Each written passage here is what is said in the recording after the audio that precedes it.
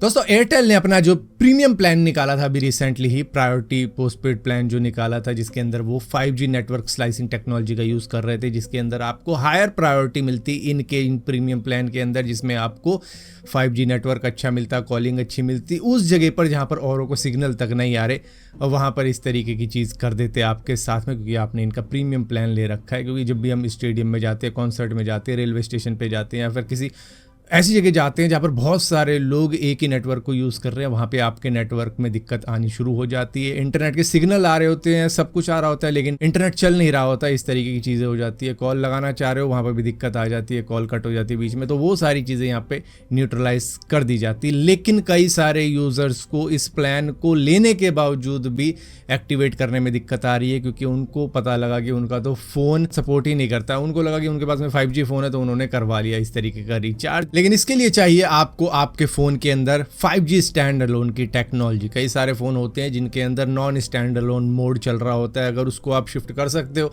तो ठीक है, वरना आपको जो एप्पल की थैंक्स एप्लीकेशन है वो स्मार्टफोन नोट रेडी का नोटिफिकेशन दिखा देगी, जिसकी वजह से फिर आपका ये प्लान लेने के बावजूद भी वो एक्टिवेट नहीं होगा और आपको वो प्रायोरिटी नहीं दी जाएगी जो कि मिलनी चाहिए, जो आपने ली है। तो यहाँ पर कुछ प्रीमियम फ़ोन्स के अंदर ये जो 5G स्टैंड अलोन की टेक्नोलॉजी है वो है, इसी के साथ साथ आईफोन के अंदर भी है। तो यहाँ पर कई सारे लोगों को इस चीज़ में दिक्कत आ रही है कि हमारे में तो भैया पोस्टपेड का ये प्रायोरिटी प्लान लेने के बावजूद भी दिक्कत आ रही है, एक्टिवेट हो ही नहीं रहा है, तो वो इसी वजह से हो रहा है। और इसी के साथ साथ ट्राई ने कहा था कि कहीं ये नेट न्यूट्रलिटी को वायलेट तो नहीं कर रहे हैं, क्योंकि इन्होंने पार्शियलिटी करी है यूजर्स के साथ में कि कुछ को अलग प्लान दे रहे हैं, कुछ को हायर प्रायोरिटी पे रखा हुआ है कि आपको हम ज्यादा प्रायोरिटी देंगे, आपको VIP ट्रीटमेंट मिलेगा और बाकी वो नॉर्मल ट्रीटमेंट मिलेगा। तो यहाँ पर ट्राई ने कहा है कि नहीं, अभी तो फिलहाल के लिए कोई भी वायलेशन या ब्रीच वगैरह नहीं कर रहे हैं, ये अपने रूल्स के अंडर में ही चल रहे हैं। तो इसको देखते हुए शायद आने वाले वक्त में जियो भी इस तरीके के प्लान ले आए और VI भी ले आए, जो कि फिलहाल के लिए तो कह रहा है कि हम सबको बराबर बराबर बांटेंगे। दोस्तों इस वक्त में हमें ज़रूरत आन पड़ी है वेनेजुला की, जिससे हम ऑयल भी परचेज कर रहे हैं। तो यहाँ पर वेनेजुला की acting president Delsey Rodrigues India की विजिट पर आ चुकी है। ये 3 जून से 7 जून तक ऑफिशियल विजिट कर रही है इंडिया की, जहाँ पर ये 5 दिन की विजिट के अंदर नरेंद्र मोदी जी से मिलेगी, कई सारे सीनियर इंडियन लीडर्स से मिलेगी, और फोकस यहाँ पर इस मीटिंग का एनर्जी ट्रेड रहने वाला है, इन्वेस्टमेंट रहने वाली है, टेक्नोलॉजी कॉपरेशन रहने वाली है। यहाँ पर इंडिया कई महीनों से वेनेजुला से ऑयल इंपोर्ट करवा रहा है। मिडिल ईस्ट में चल रही इस टेंशन की वजह से अब इंडिया को अल्टरनेटिव ऑयल सप्लायर ढूंढने पड़ रहे हैं। यहाँ पर वेनेजुला दुनिया के सबसे बड़े ऑयल रिजर्व वाले देशों में से एक है, जिसकी वजह से यहाँ पर काफी ज्यादा उम्मीद है कि यहाँ पर कोई एग्रीमेंट हो जाए ऑयल का, जिससे कि इंडिया को एक और अल्टरनेटिव मिल जाए अच्छे रेट पे। जहाँ पर अभी जो मीटिंग होने वाली है इसके अंदर एनर्जी और crude oil supply, trade and investment, pharmaceutical, health care, renewable energy, technology corporation, transport sector corporation के ऊपर बातचीत होने वाली है। लेकिन मैं आपको बता दूं, जो स्ट्रेट ऑफ हॉर्मुज वाला रास्ता था वो इंडिया के लिए सबसे बढ़िया रास्ता था, क्योंकि वहां से 1.5 से 5 दिन के अंदर इंडिया को ऑयल मिल जाता था। जो क्रूड ऑयल होता था वो अलग अलग देशों पे डिपेंड करता है कि सऊदी से ले रहे हैं, UAE से ले रहे हैं, कुवैत से ले रहे हैं, कहाँ से ले रहे हैं, उस पर डिपेंड करता था कि हमें कितनी तेज़ी से मिल जाता था, लेकिन जल्दी मिल जाता था। वहीं पर हम रशिया से भी खरीद रहे थे, वो 12 से 24 दिन के अंदर हमको मिल जाता था। डिपेंड करता था कि हम रशिया के कौन से पार्ट से परचेज कर रहे हैं। इसी के साथ साथ यहाँ पर अगर वेनेजुला की बात की जाए, यहाँ पर सबसे ज़्यादा टाइम लगने वाला है। यहाँ पर 45 दिन से लेकर 50 दिन तक लग सकते हैं हमें वेनेजुला से ऑयल इंडिया तक लाने के लिए। और अगर चलो जल्दी से जल्दी की भी बात की जाए तो 1 महीना मान लेते हैं, 1 महीने से लेकर 1.5 महीना तक लग जाता है वेनेजुला से ऑयल टैंकर को इंडिया के पोर्ट तक आने में। तो यहाँ पर काफ़ी ज़्यादा ट्रांसपोर्टेशन कॉस्ट भी बढ़ जाती है। तो यहाँ पर इंडिया को वही है, मजबूरी है इस वक्त में कि अल्टरनेटिव रूट लेने पड़ रहे हैं, जहाँ पर सबसे बढ़िया रूट अगर कोई था तो स्ट्रेट ऑफ हॉर्मुज का था इंडिया के लिए, लेकिन बाकी फिर रशिया से भी लेना शुरू किया, अब वेनेजुला के ऊपर भी जाना पड़ रहा है। दोस्तों US ने इंडिया के ऊपर आरोप लगाया है कि आप उन कंट्रीज में आते हो जहाँ पर फोर्स्ड लेबर का यूज किया जाता है, यानी कि जबरदस्ती की मजदूरी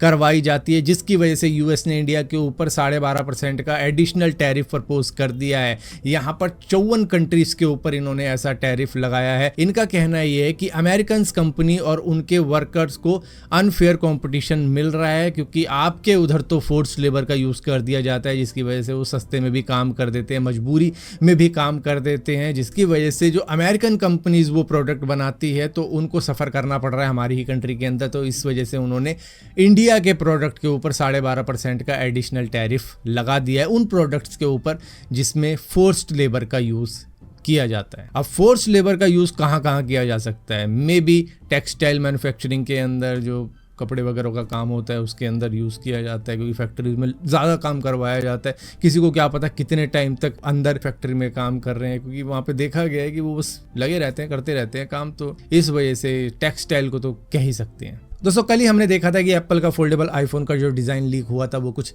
इस तरीके का लग रहा है। ये चाइना से रूमर सामने निकल कर आए हैं। इस डिवाइस का नाम आईफोन अल्ट्रा हो सकता है, और यहाँ पर हिंज जो था वो देखने को नहीं मिल रहा है जैसे कि सैमसंग के फोल्डेबल डिवाइसेस के अंदर होता है। तो यहाँ पर बात की जा रही है लिक्विड हिंज की, कि इसमें लिक्विड हिंज का यूज़ किया गया होगा जो कि मेटल अलॉय से बनता है। लिक्विड हिंज का मतलब ये नहीं कि उसमें लिक्विड ही डाल दिया जाएगा बीच में, वो एक ऐसा मेटल होगा जो कि नॉर्मल हिंज के मुकाबले में काफ़ी ज़्यादा स्ट्रॉन्ग बताया जा रहा है। वेयर एंड टेयर काफ़ी ज़्यादा बेटर तरीके से हैंडल कर सकता है और उसको ज़्यादा बार फोल्ड अनफोल्ड किया जा सकता है। फिलहाल के लिए काफ़ी ज़्यादा चीप क्वालिटी का देखने में लग रहा है, लेकिन इसका दूसरा फोटो जो निकल कर आया है वो कुछ इस तरीके का है। तो ये मे बी उतना पॉलिश्ड नहीं है, आगे चल के और पॉलिश्ड हो जाएगा। तो यहाँ पर इस फ़ोन को देखने पे तो ऐसा ही लग रहा है कि यार बहुत ज़्यादा क्रीसेस आ रही हैं स्क्रीन पे। ऐसा तो नहीं वो लॉन्च कर सकते, लेकिन ज़्यादातर जितने भी लीक्स आए हैं चाइना से अक्सर देखा गया है कि वो कवर भी पहले ही बना देते हैं लॉन्च करने से पहले ही, क्योंकि वहीं पर आईफोन की फैक्ट्री भी है, वहीं पर बनते भी हैं, इंडिया में भी बनते हैं लेकिन वहाँ पर भी बनते हैं।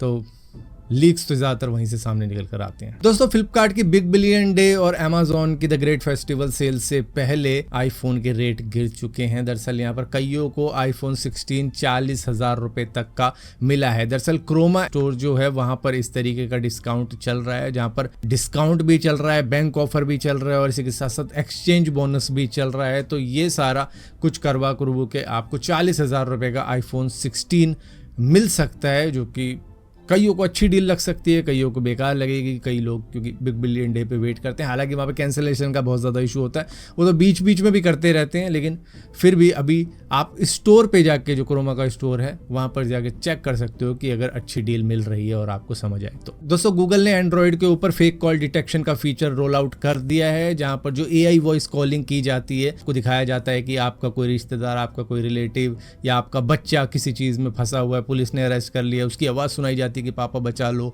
पैसे की ज़रूरत है, ये वो कर दी जाती है इस तरीके की सिचुएशन क्रिएट, जिसके बाद में लोग पैसा भी पे करने को राजी हो जाते हैं कि भैया पैसा ले लो, मेरे बच्चे को छोड़ दो। उसके बाद में पता लगता है कि बच्चा तो आपका हॉस्टल के अंदर है, बच्चा कहीं मार्केट में घूम रहा है। तो इस तरीके की चीज़ें होती हैं, बाद में पता लगता है, लेकिन इसको पहले ही पता लगाने के लिए गूगल ने फेक कॉल डिटेक्शन का फीचर निकाल दिया है, जिसकी वजह से आपको पहले ही मालूम चल जाएगा कि AI कॉल है, इसके अंदर AI का यूज़ किया जा रहा है। यहाँ पर कॉल रिसीव होते ही आपको बता दिया जाएगा कि ये फेक कॉल है या फिर असली कॉल है। असली कॉल पे तो उतना ज़्यादा वार्निंग नहीं आएगी, लेकिन जैसे ही पता लग जाएगा कि भैया ये AI कॉल है या फेक कॉल है, यहाँ पर स्पूफिंग की जा रही है, आवाज़ क्लोन करके निकाली गई है, तो आपको एक वार्निंग सिग्नल दे देगा एंड्रॉयड, जिसकी वजह से आप बच जाओगे इस तरीके के स्कैम से। तो ये एक अच्छी चीज़ है जो कि फॉरेन में ज़्यादा हो रही है, इंडिया में तो नहीं हो रही है इतनी, खैर, लेकिन अगर हो भी रही होगी तो वो अब नहीं होगी। दोस्तों खान सर के बारे में तो आपको मालूम ही होगा, जो कि काफ़ी ज़्यादा फेमस है।